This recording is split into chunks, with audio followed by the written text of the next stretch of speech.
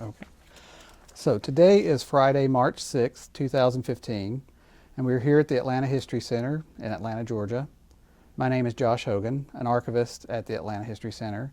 With me is Jada Harris, the manager of reprographics for the Atlanta History Center, who will be operating the camera and monitoring sound and video to make sure that we're doing fine. So today we're honored to be interviewing Father Austin Ford, a retired Episcopal priest and the founder of Emmaus House in Atlanta, as well as a prominent civil rights advocate. Thank you very much, Father Ford, for coming to speak with us and tell us a little bit about your story. Thank you for the invitation. I'm glad to be here. So you're very welcome. We'll get the ball rolling by asking the question, when and where were you born? I was born in Decatur in 1929. And as far as your childhood, who were your parents, and what kinds of things were they involved in? Well, my grandfather had a construction company. They built roads and all that sort of thing. Oh. Austin Brothers, it was called, and the whole family was involved with that. What was your grandfather's name? Austin. Oh, okay. Daniel Austin was his name. And your parent, who were your parents? My father was Harold Ford, and my mother was Elizabeth Austin Ford. And what did your parents do for profession or? It was my grandfather's company, oh, okay. Austin Brothers. They built roads and traveled all over. They did Highway 9 in Georgia. They laid out Avondale Estates, all that sort of thing. Okay. What was it like growing up in Decatur during that period of the 1930s? Well, things were this was 1929, and then by the time the Depression came and the company fell apart and it was very different from what we have now. Okay. So when you were growing up and your family was involved with your grandfather's business, where did you have any particular experiences, or what kinds of experiences you had as far as shaping the path that you would later go on? Would you say that was? I think it was just what everybody else had. I don't know. Went to the public schools, and I don't know what you mean. Okay. Am I too?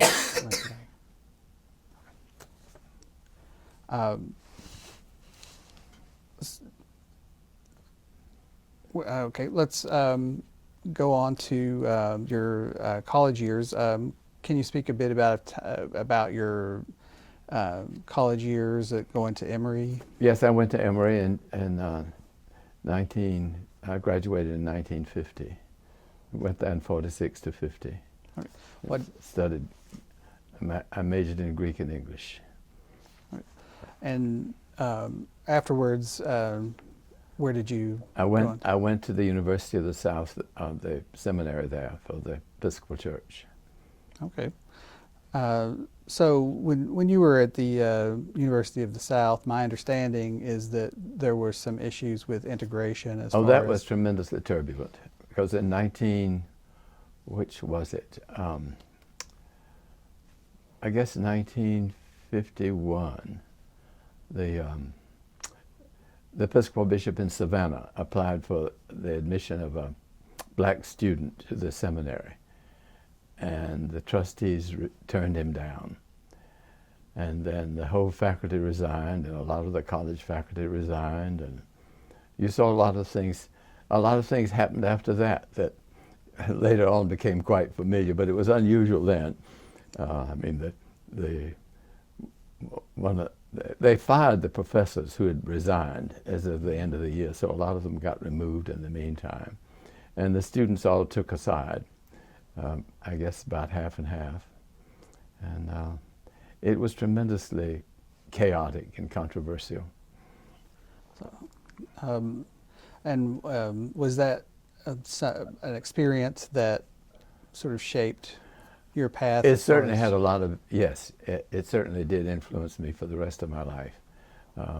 Because it was there wasn't much public interest in those issues just at that time, because it was before the '54 decision.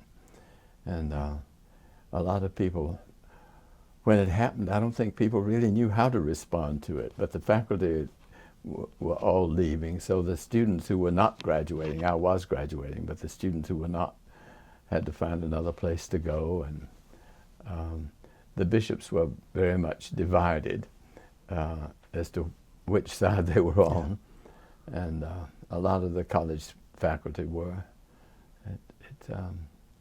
And there was a lot of anger. Yeah. Was there any sort of protesting or unrest at the school, or was it mainly people resigning or leaving to go to other institutions? Well, I don't know. The students, some of the students were sort of, we used to think, were sort of bought off by their bishops to spy on the faculty, but we didn't have any evidence of that. But for example, the professor of New Testament, his name was Robert Grant, and he was very eminent. And he was immediately picked up by the University of Chicago. But that meant we had to have his New Testament courses. So that part was quite interesting, because we had to go over to Tullahoma on the weekends, and he would come down from Chicago and teach the New Testament courses in St. John. Yeah.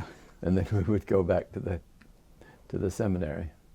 Okay, so that was that because he was the most prominent in the field, or he was the only one. Really? Okay. There were, I think, 8 or 9 professors, and he was professor of New Testament, so he was the only one who taught New Testament. Okay. During that time, did you have a particular influence or mentor that you worked with who helped shape your approach to?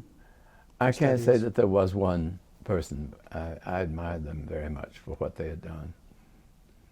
The faculty who had resigned. Yeah. So, I guess later on, this my understanding is you and some other Atlanta Episcopal clergy were involved with advocating integration for University of the South. I don't know that, I don't remember anything about that. Okay. The trustees, in fact, at the end of that year, reversed themselves, and they hired new faculty, and then they did admit the first black students. Okay. But I had nothing to do with that. Okay, and that was still in the... That would have been like 53. Okay. Spring of 53, I think they reversed themselves.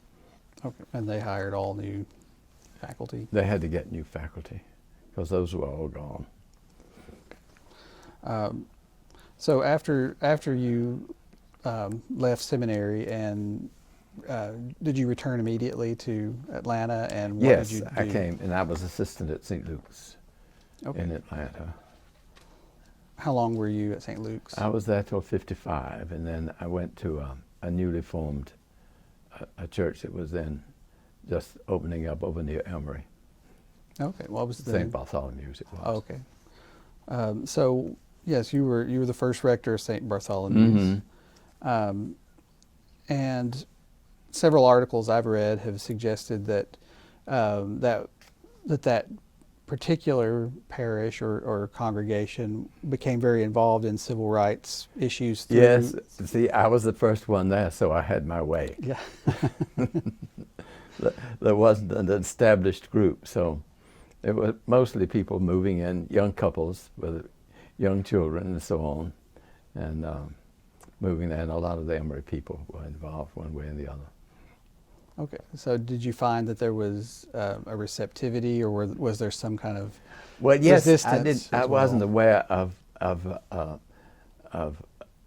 any hostility. We never had any problems in the parish, well, not very many anyway, because if they didn't like what was going on there, they didn't stay there. There were other churches to go to. Was this? I guess what was the attitude at the time of the larger Episcopal Church in Atlanta, say the office of the diocesan office, the bishop? Was there an acceptance of that? Well, you see, once the '54 decision came about, then the the churches all became very much involved, and some of it was turbulent and some was not. Okay. And the 1954 decision, was this the That Episcopal? was the school integration. Okay. And after that, the Episcopal Church nationally took very strong stands on obeying the new laws and regulations and so on. And what kind of activities did St. Bartholomew's Parish get involved with? well, we had a chapter of SNCC. Do you know what that was? That was the young people who were involved with the King organization. And in those days, yes. they had both whites and blacks. And we had a chapter of that. And they all did just a lot of footwork, recruiting people to register to vote and to integrate schools and that sort of thing. And was there anyone that in particular who was involved with that? Well, some of the people that I had worked under at Emory, for example, Professor Dr. Hocking, who was professor of philosophy, and he and his wife were very much involved in civil rights activities in the city. In those days, you know, we had these southern regional councils.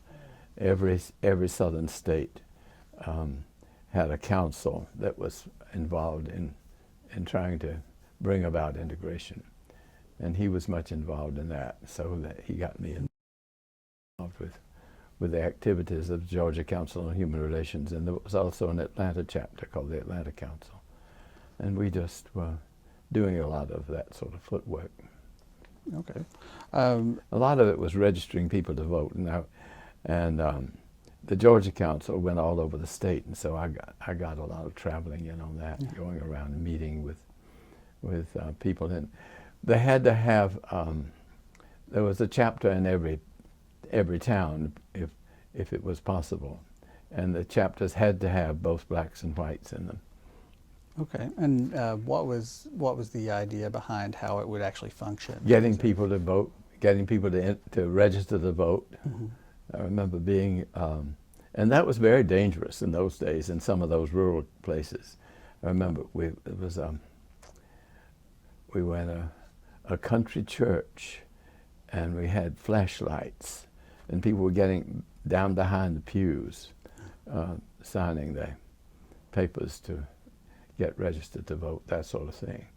And of course, a lot of churches got burned down for that sort of activity during those years. So that was primarily in the later 1950s? 50s and 60s. Okay.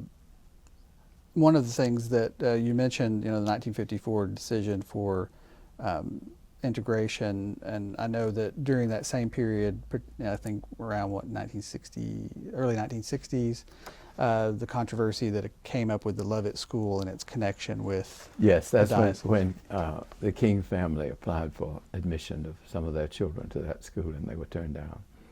So, did you become involved with that, and how did you become involved? Yes, with that I was situation? involved with it, and the church was very much divided over it. The dean of the cathedral was very much against blacks being admitted to the Lovett, and he was the chairman of the Lovett board. And so everybody took a side. I don't remember anybody being neutral in that issue. I remember reading in an interview that you did previously concerning Emmaus House, that you mentioned that Bishop Claiborne was somewhat upset with you over the Lovett School controversy. He was. It was very hard on him because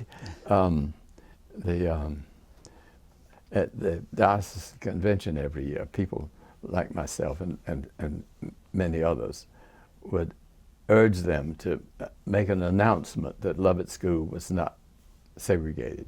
Mm-hmm. And he always ruled that out on the basis that it was segregated, that blacks just didn't want to go there.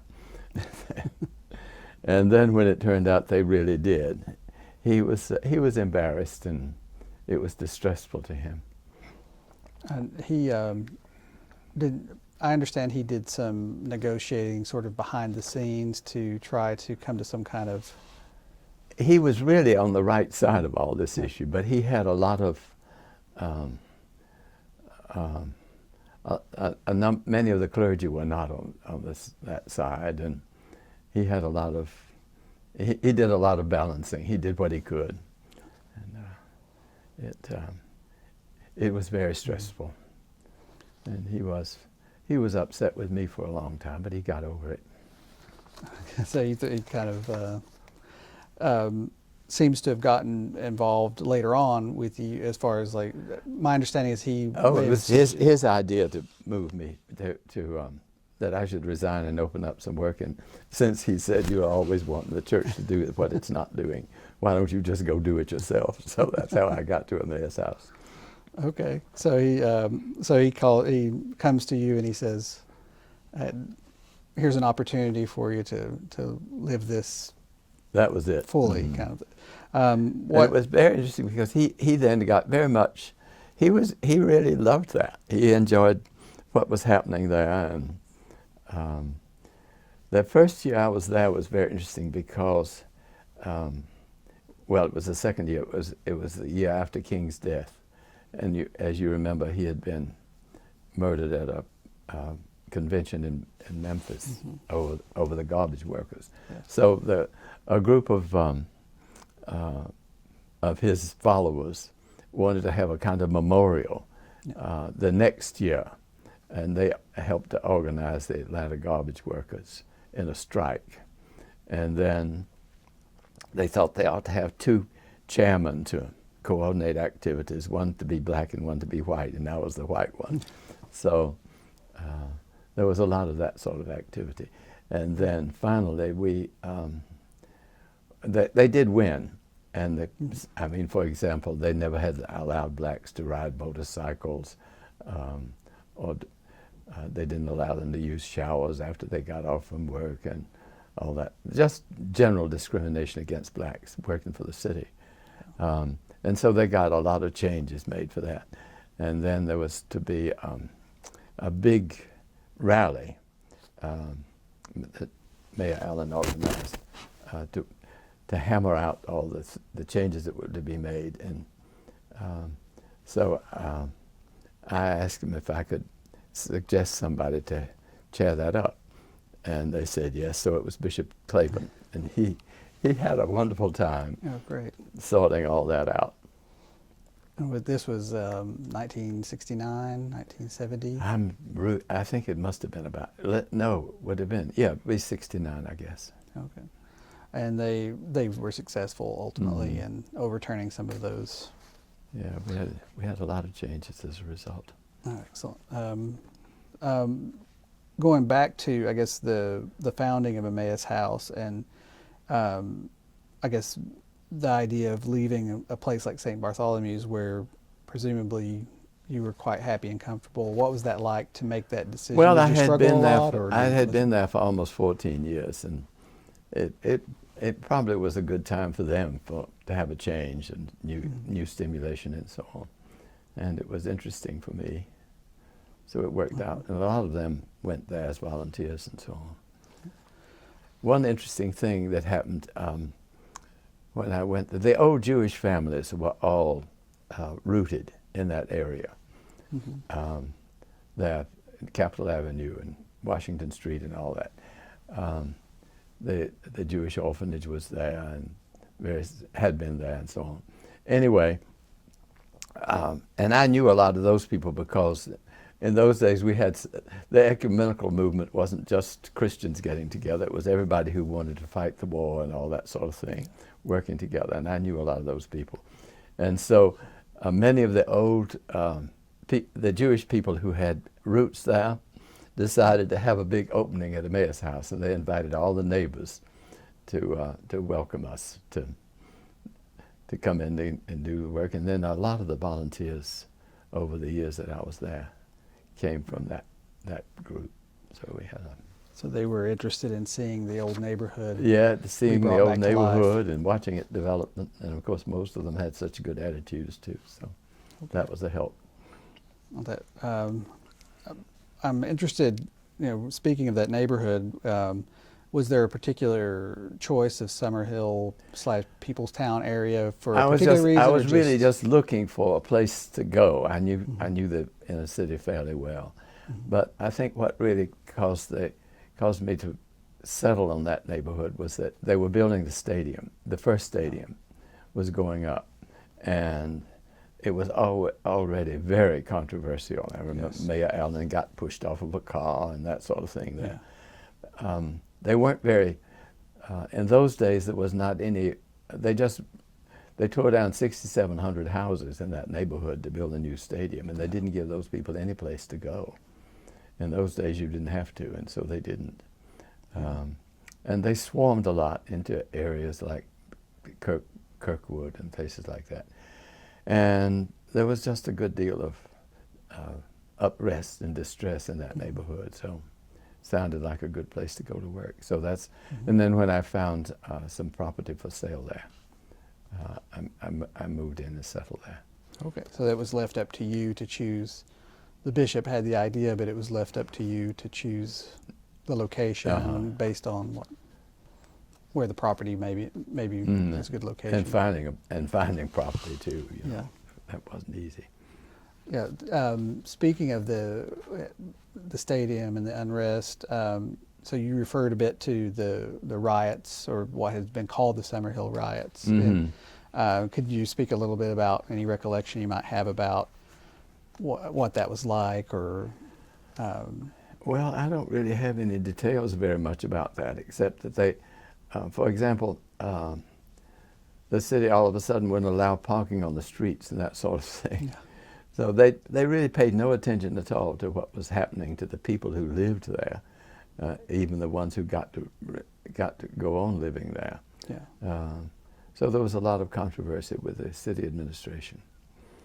I had read a story somewhere, maybe it was an article about Ethel May Matthews. Oh, yes. I think, where she had actually found out she'd lost her home the morning they showed up with the bulldozer. I don't remember that. Something. She certainly lived right up the street from me all those years, and she was a phenomenon. She had come to Atlanta from Alabama at age 12 with a baby. Wow. And and I had worked a lot through the Georgia Council with the Welfare Rights Organization. And I had a lot of connections with them going around the state and organizing welfare recipients into that. Because they had separate rules for black and white people who got welfare in those days. And I remember going down to the Fulton County Welfare Department to complain about neighbors. I said, these people live next door to each other. They have the same number of dependents, and they're not getting the same assistance from the county. And this man looked at me and said, what business is that of yours? And I said, well, I'm a citizen. And he said, I don't think that gives you any right to know our business. And in those days, of course, you didn't. There was no freedom of information, that sort of thing. So one of the national figures in the Welfare Rights Organization came down from Washington, and she met with those who had become interested, and Mrs. Matthews was one of those. And she took Mrs. Matthews and maybe 2 or 3 others off to Washington for several weeks for training. And goodness, they came back completely transformed. They knew exactly how to form that organization and what to do. And so for years after that, there were a lot of changes and demonstrations and so on. Yeah, I think I remember hearing a story that one of the ladies in the local chapter had been trained to feign an epileptic seizure. Oh, yeah, that's right, Mrs. Stinson. And that led to... She went down in the welfare department to the water fountain and passed out. And so everybody working there went down to revive her. So we took the welfare regulations and left with them so we could figure out grants. We did that. Was that sort of a common no, that was a new idea. Technique or a new idea? Okay. It was a brand new idea. But we knew the regulations were in there and they wouldn't tell us what they were. So we refigured everybody's grant. Next time we went down there, we knew what the grants ought to be. And was this sort of a general Do you think, I suppose, was this a general sort of way of treating people in general who were on welfare, or was it something that was They particularly... just wouldn't tell you anything. You didn't know anything. Okay. And I remember that. There were about, I don't know, maybe 30 women there at that meeting when we went back. And they were talking about what their grants were and what they were supposed to be. And the director said, "How did you know anything about this?" And she said, "I have a lawyer, and he gave me his advice." She didn't have any idea what a lawyer was, but she just, we had, I don't know whether you ever heard of Jim Parham. He was the head of the Georgia Welfare Department. I think I've seen the name. He was really an extraordinary person, and he had to enforce a lot of rules and regulations that he regretted, but anyway, he worked for the state. Mm-hmm. But I went to see him and asked him if he would, if we paid for it, if he would mail out something to all the recipients in Fulton County, saying if they wanted information about their rights as welfare recipients, they could call this number. And it was my telephone number. But I lived in that house alone, and I thought that maybe a few hundred would call. Thousands called. The phone never stopped. All those people calling to ask about what sort of help they could get. And it was out of that we formed what we called the Poverty Rights Organization. A lot of we had been delivering, this was before food stamps, and we delivered surplus commodities each month. People who were qualified by poverty would get an allocation of groceries, powdered milk and that sort of thing, peanut butter, all that sort of stuff. And that was distributed at the State Farmers Market, which in those days was the West End. And so we had I don't know, a whole army of volunteers. Because you got the food once a month. Yes. But if you were a big family, you got several hundred pounds of food. Yeah. And of course, they didn't have any way to get it. So we organized groups, women who went, mostly women, some men too, they'd have a certain number of families, and they'd pick up the food and deliver it. And those people became the volunteers at the Poverty Rights Office. And they sort of qualified themselves to assist people. It's still going, that office. And it's... But Jim, what led me to talk about that was that Jim Parham he did that, and then he got in serious trouble. Talmadge came down. He was our senator then, and he got reprimanded for having done that, and was ordered not to do any such things again. Oh no! So the Poverty Rights Office grew out of the ladies who, or primarily ladies, who were bringing the they became the food. Volunteers. Did they have any kind of relationship directly to the Welfare Rights Office, or are both just offices? To harass them mostly? They were called up. They were on the phone all the time. Some of those, I still see a number of those women. They became quite expert at what was right and what wasn't.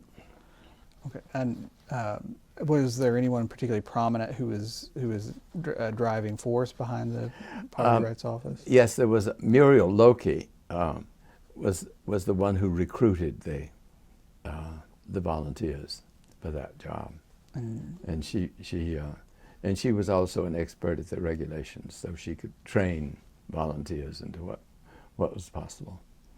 And she did that for years. Okay, and also, so I guess to rewind a little bit, when you started Emmaus House, were you envisioning something like this, or was this something you were letting happen? No, it's just letting it happen. I just moved in and waited for people to let me know what they wanted. And we hadn't really at that time thought about having regular religious services. Yeah. But children started showing up, and they were showing up on Sundays. So out of that, we developed a Sunday school, and ultimately developed a parish church with regular services. And so that still goes. It's Emmaus House Chapel is going now. Okay. Let me think. Once you started, I guess, bringing together this place that was going to, I guess, serve as a ministry for the Episcopal Church, did you find that there was a warm reception in the neighborhood, or? Oh, in the neighborhood, yes. I never had anything but warmth there. People were they were wonderful to me. Yeah. And made me welcome. They, I remember there was some issues in Vine City with the Vine City neighborhood group that Hector Black was involved with. That perhaps they thought he got too much attention. I see. Okay. And he was on the cover of Life and that sort of thing, and they didn't like that. Yeah. Did you ever have any dealings with Mr. Black? I knew Hector, yes, and he was really an inspirational person, but the people in the neighborhood didn't. One woman said, "We don't need any more white heroes." So I never made that mistake. Yeah. And I'm not prone to make that sort of mistake anyway. I remember once they were trying to get the Sears and Roebuck to give credit, yes, open credit accounts for welfare recipients. It was a huge crowd, and Mrs. Matthews was chairman of the thing at that time, and one of the reporters walked up to me and said, "There's something about your organization," and she said, "He ain't got an organization. All he's got is a house. I've got an organization. What do you want to know?" They really were feeling their oats, all right. Do you think that's why Emmaus House was successful? In a way, it was that catalyst. I think they were happy to be their own leaders. Yeah. So the space was important. Did you find that there was any resistance whatsoever from, say, the larger Episcopal Church in Atlanta, that perhaps they felt that, was there any kind of thought that they were criticism of what was being done, or difficulty? Oh, well, a lot of them weren't very happy about it, but a lot of them were. So I didn't know too much about that. Okay.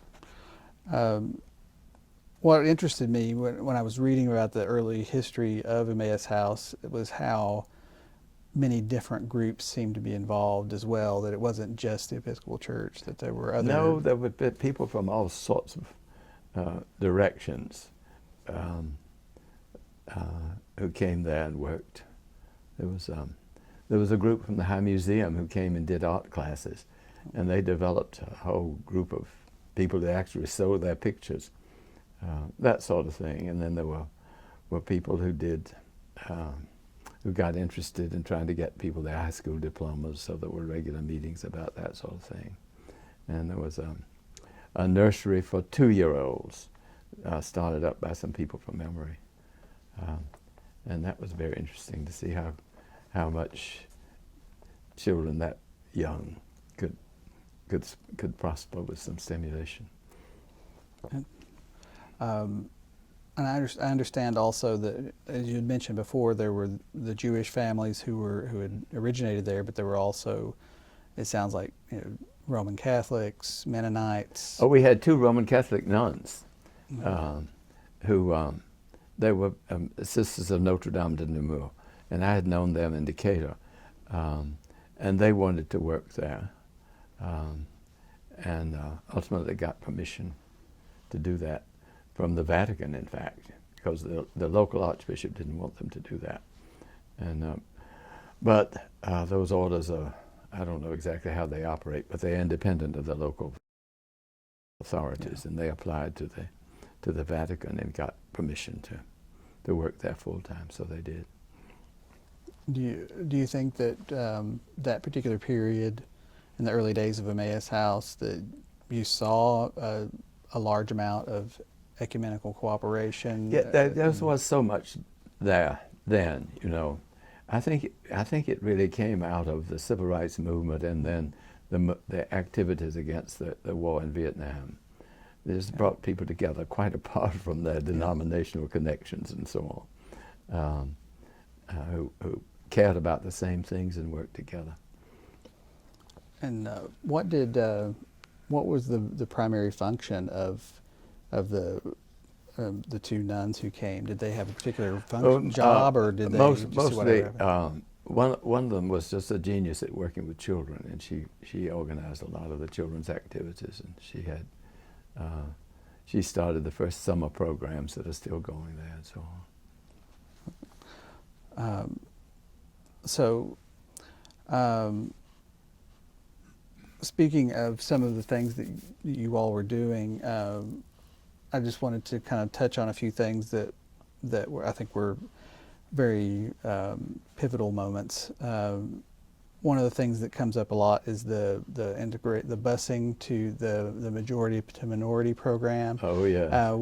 Could you speak a little bit about how that worked? And well, it came about. It was 1971, I think, when the federal judge said he was tired of the city of Atlanta dragging its feet on school integration, and he ordered the city to provide free transportation to any child to go to any school in which he would be in a minority. Mm-hmm.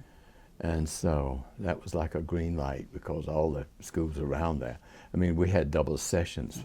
The white schools were half empty and the black schools were overcrowded. They had to go, a lot of them were on double session, a lot of them didn't have enough books, all sorts of things. So now, a lot of the staff at Emmaus House in those days were mostly students who were spending 6 months or a year or whatever there.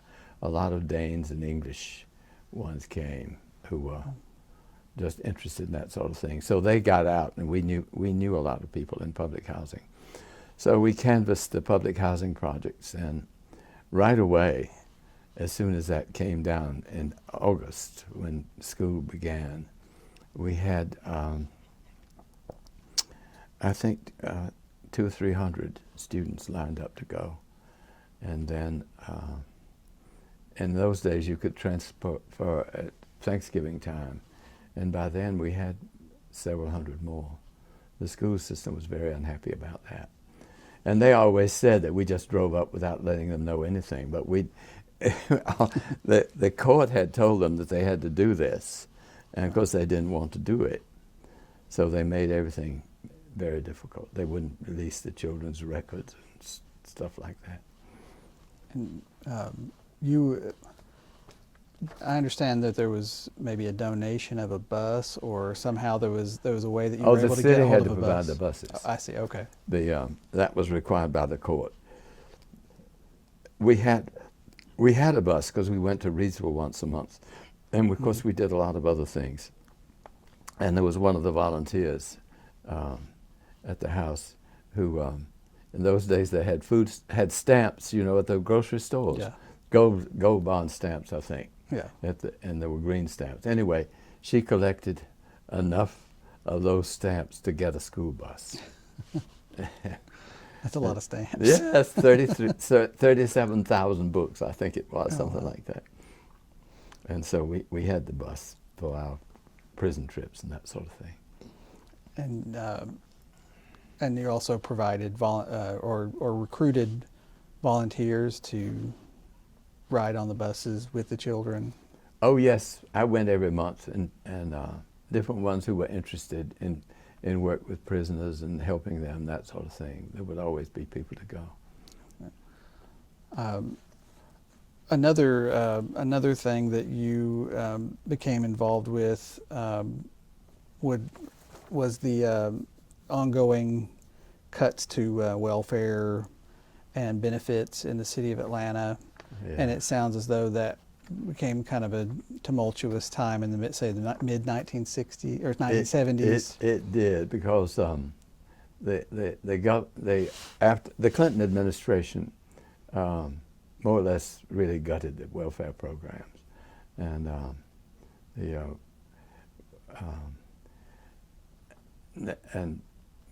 the national law was that that welfare recipients could not collect money for more than 5 years Mm-hmm.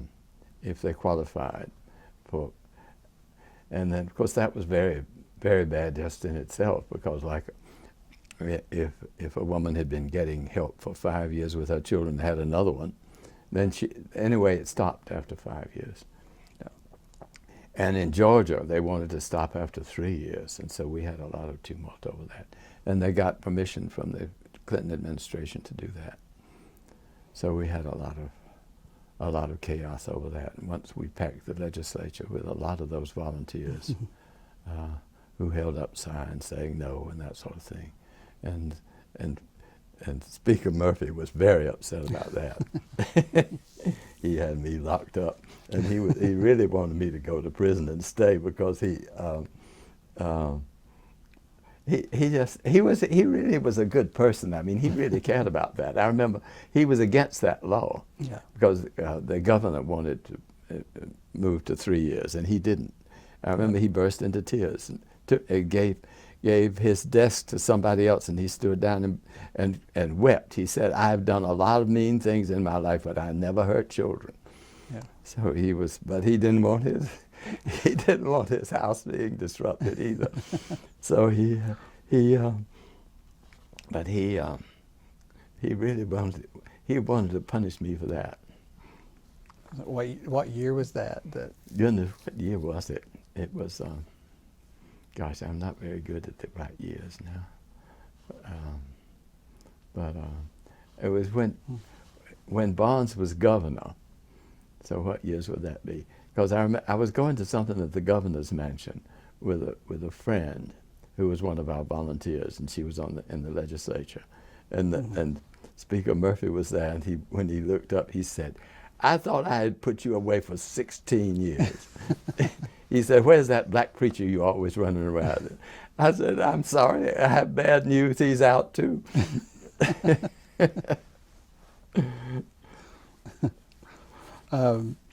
But we lost that. The governor really got that through, and so in Georgia you don't get welfare for more than 3 years. That's why the shelters are so full of women and children. Yeah. Also, during, I guess it was the late 1960s, early 1970s, there was the concerted effort, the Model Cities program that was, I guess, supposed to be helping neighborhoods like Peoplestown and Summerhill. And I think Emmaus House got involved with protesting. We did, because they would just go in and tear down every house that was there.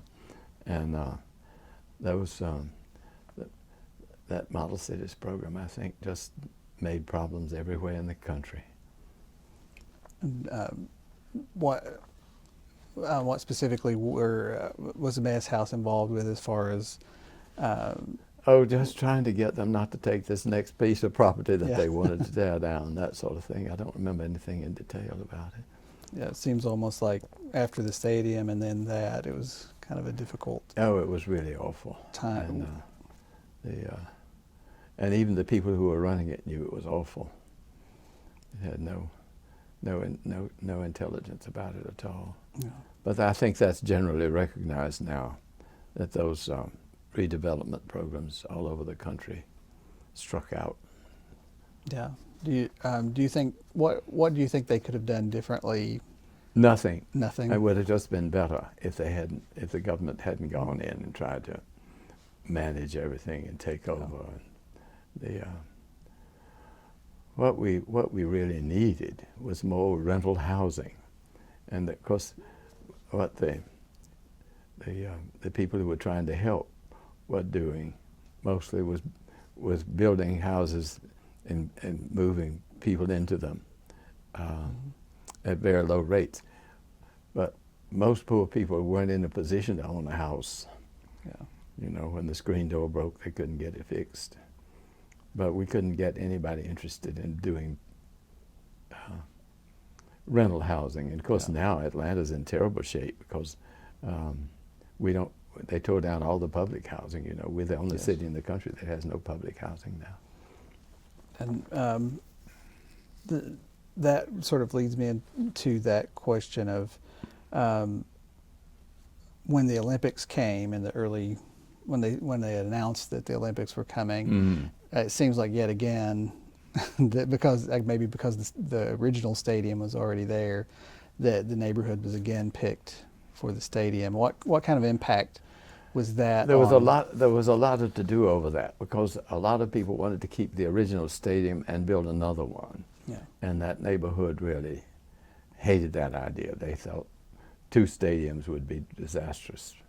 And in the end, they did tear down the old stadium as parking now. And were you involved at all with the struggle to? Not really. Just involved in trying to,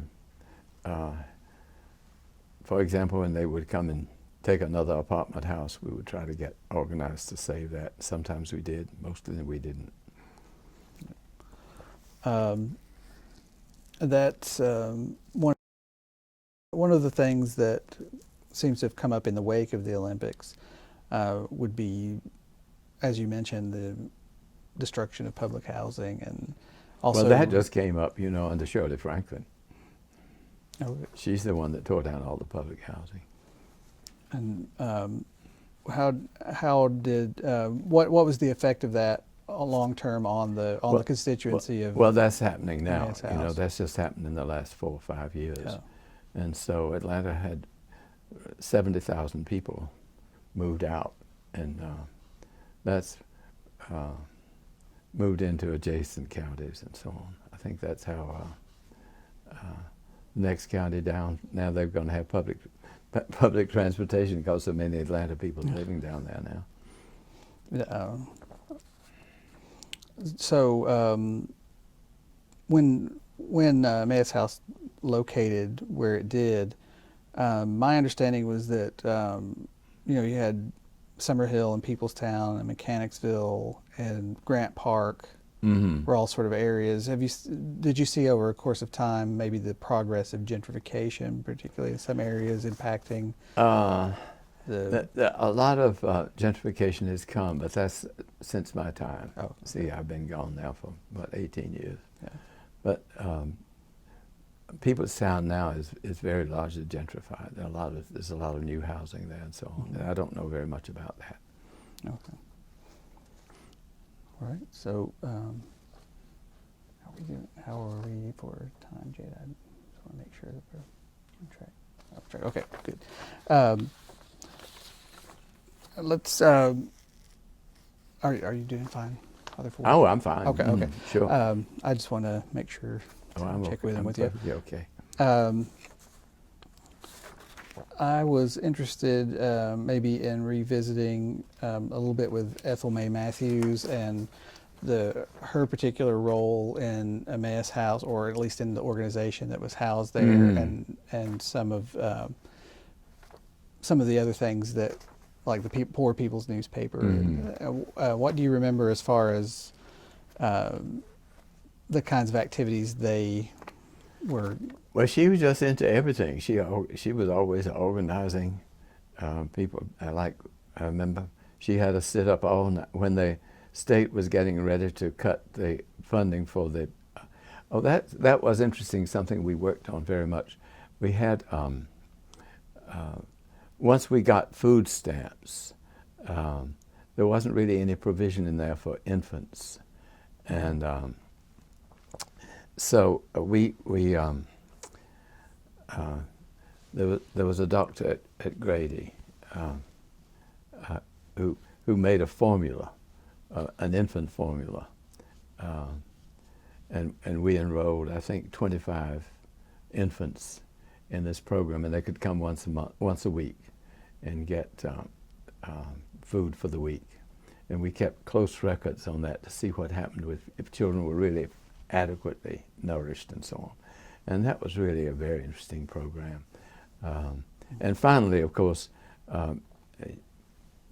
not especially Ms. Matthews, but everybody who cared about children, finally got through the feeding program for infants, But in the meantime, we had a lot of activity with that.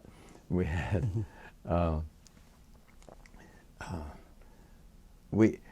when we delivered the surplus commodities, this is before food stamps, a lot of that stuff that people didn't want, they didn't like powdered milk and things like that, so we would take it back. But then we kept it and made it for our formula, and that was not legal. You had to return that, and we weren't doing it. And so somebody called and said that we were going to be raided by the state. And there was a group of Panthers in the neighborhood who were always interested in what we were doing. And so we were prepared to be invaded by the state authorities and found our warehouse emptied and that sort of thing. But by the time the state got there, the Panthers had taken everything away. It was just empty. We never got caught at that. But then once we got the children's feeding program going as a national thing, the state of Georgia wanted to trim it down. Mm-hmm. That's what reminded me of that. Ms. Matthews organized all her group. We had to spend the night down there. We refused to go home until they agreed not to do that, and we did win that one. They didn't trim the infant. What's called the infant and mothers program. The WIC program. Mm-hmm. Okay. Women and infant children. Yeah. Yeah. We stayed down there for I don't know, about 40 hours, I think. Wow. I think you are also, am I right in thinking that at some point you were successful in forcing some of the regulations to be changed once you had the regulation book after Ms. Stinson's? Well, of course they had one. Yes, what we did, we went to court because by this time they couldn't have separate rules for women, black and white women. Mm-hmm. So we did bring suits that forced them to face the issue that they had to solidify their activities. Yeah. So everybody was treated or mistreated in the same way. Yeah. No, Miss Matthews, she really, in spite of having come here at age 12 with no education, she was really, I remember her saying once she was having a fight with the city hall, with the mayor, and she said, "I know you don't like me, but I don't live on like. I live on a welfare check in the will of God." Typical. I understand she had some choice words on the day that the city council approved the Olympic stadium as well. No, that wasn't the stadium. She ran for city council. I see. Okay. She ran for city council, and you had to pay. I think it was $400 to register and to run. And I forget. Anyway, she did run, and she got a lot of votes, but she didn't win. But in the meantime, she had sued in the federal court. It sued the city of Atlanta for requiring poor people to pay in order to run for office. And so by the time, and that finally went to the Supreme Court, but by the time it got there, the city had changed that. They didn't do it anymore. Okay. So they said it was moot, and she said, "Moot is a four-letter word. The city of Atlanta shouldn't be using four-letter words." It sounds like she was quite the firebrand. Oh, she was. She was just astonishing. I'm also interested in terms of the poverty rights organization. Mm-hmm. You mentioned Muriel Lokey, and I think it's named the Lokey Center now after her. What kind of role did you see them playing as opposed to what Ethel May was? Well, what they did was just individuals.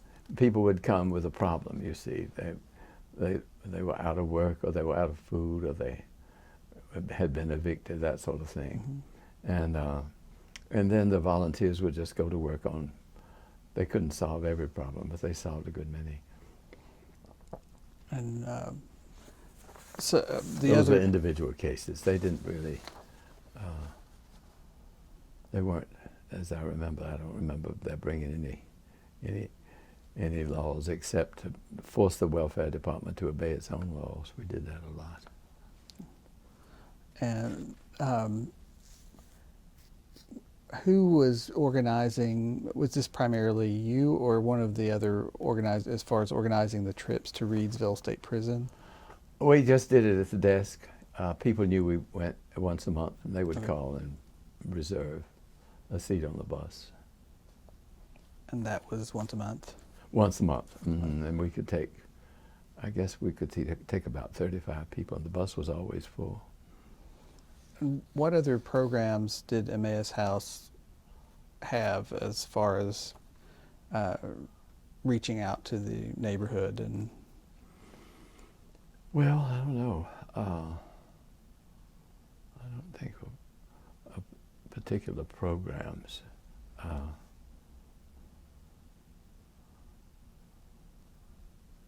don't know. I don't really know what you mean by that. I think were there some programs for children that you may have had, Oh, or some well, there were activities for children? There were children's programs every day. Okay. And then we had a summer program that would enroll 100 children, and that's still going.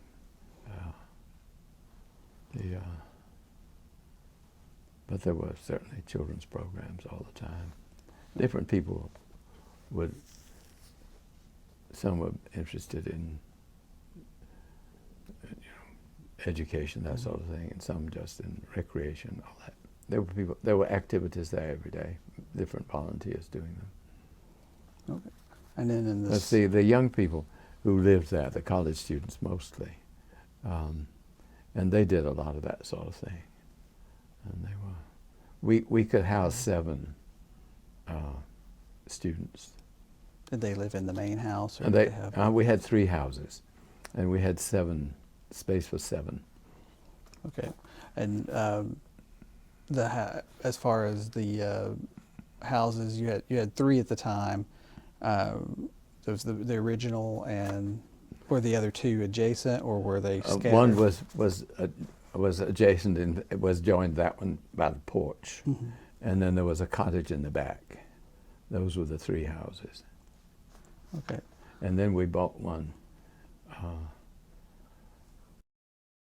that was, later on we bought one at the courthouse steps when it was sold for taxes. Okay. And that's still there. And that when one of the interesting things about that house that I read was that when it was bought, that it was basically a $2 a night. Oh, that was the flop main type house. of That was thing. the house I lived in. They had when we went there were little things on the door say $2 a night, because they just took people who were drunk or whatever, Mhm. and could stay there. That house had a lot of rooms. When did that?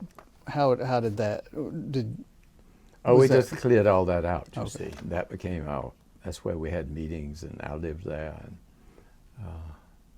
we had a big kitchen and served dinners, and the office was in there where we answered the phone and so on. So, is there anything about Emmaus House that you think that we should cover that we haven't talked about? I think you've been very thorough.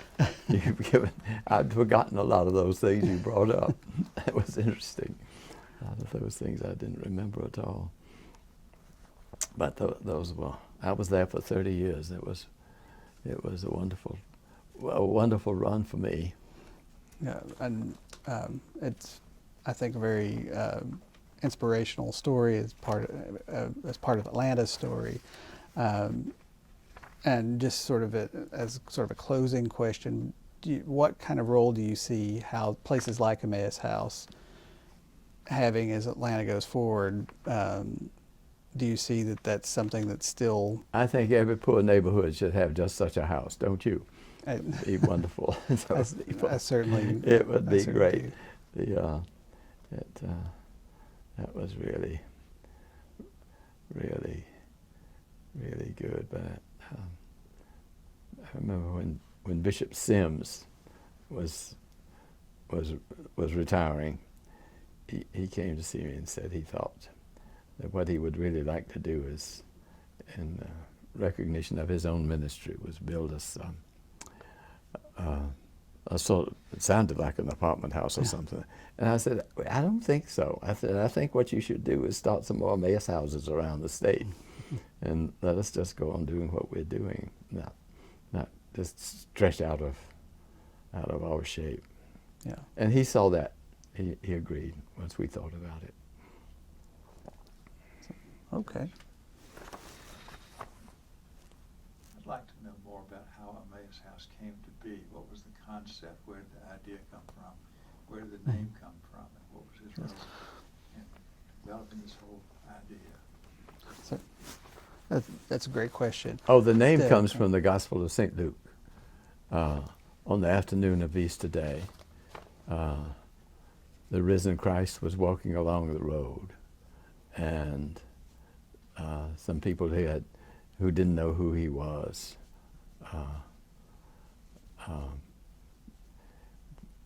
walked along with him, and they got to the village of Emmaus House, and he said he had to keep going.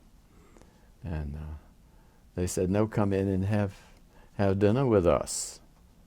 And he went in, they sat down, and then they broke bread, and they recognized him in the breaking of bread.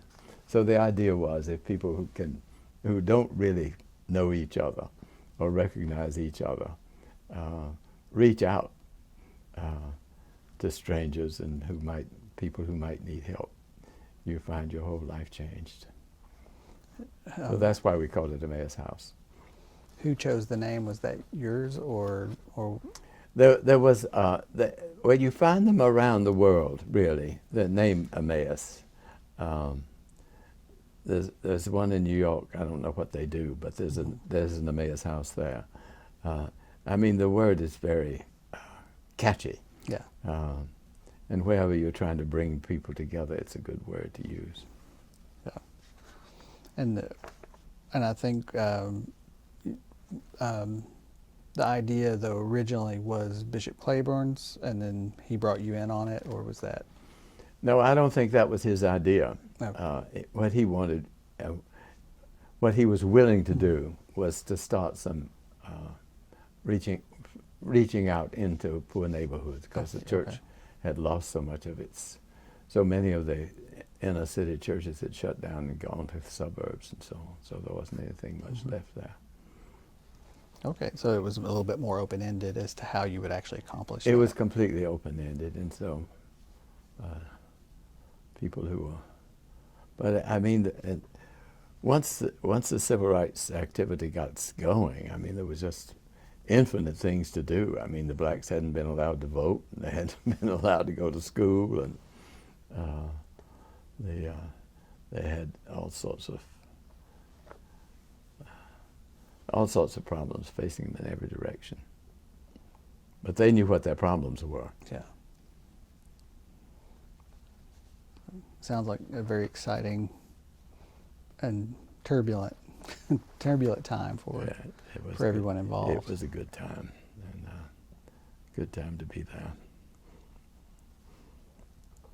Okay. Anything else? So the purpose of Emmaus was just to reach out to poor people, not racially motivated either one way or the other. And who came up with that idea? Well, it was certainly racially motivated. I mean, we knew we were working in a oppressed black community, and that they were the ones who had been suffering under the old system, and we wanted to change it. Was this something you were aware of when you were at St. Bartholomew, that you wanted to do something about? Well, yes, I had been involved in that sort of activity for a long time. And so you were looking for a new direction for yourself as well as for the church? I wasn't really. I was interested in the church extending its ministries, and that wasn't really something I did. It was just the church was doing it everywhere. I mean, the churches were reaching out and trying to be more inclusive and face the new challenges that the new changes in the laws were bringing about. I recall reading some articles in the I think, the Constitution to that effect, that churches, and they had featured Emmaus House, but also mentioned that many of the other churches were attempting similar things. They wanted to be where the people were, I think is how they put it. Do you think that was a good way of categorizing what the feeling was in the church? Yes, I think it was, and the fact that with urban renewal and all that, so many neighborhoods had changed, and of course, with integration, of course, so many of the whites left and went out to the suburbs, and that left these all-black communities with no particular services and so on. Like West End was all white, you know, until integration came, and then it went all black almost overnight. So that brought to mind one other question that I had regarding the ecumenical cooperation and ecumenical effort. While a lot of churches, as you say, had moved to the suburbs, but it sounds as though you were sensitive to the existence of the community churches that were already there when you arrived. That your intention was not to replace those churches as churches. That was right. We wanted to cooperate with the local churches, and there was one down the street, and then there was another one in the neighborhood. And, but I don't remember that those churches really provided a lot of services. They were mostly religious. Well, I remember when Ms. Matthews, the church she often attended services at Emmaus House, but the church she was really involved with and belonged to was on Prior Street. And her funeral was there. And after the pastor said, all these people talking about Mrs. Matthews and what she'd done, he said, I had no idea. He said, I've known that one for all these years. I had no idea all that was going on.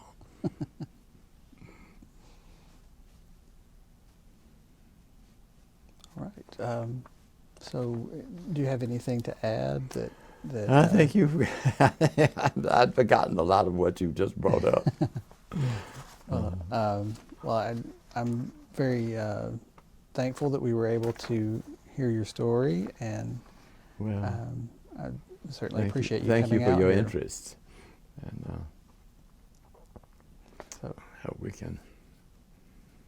I'm just hoping we can get the country stirred up to do more now than it's been doing for a while. Well, thank you for all you've done, and thank you for your time today. I guess I better sit still till I get unplugged here. Yeah, we'll get your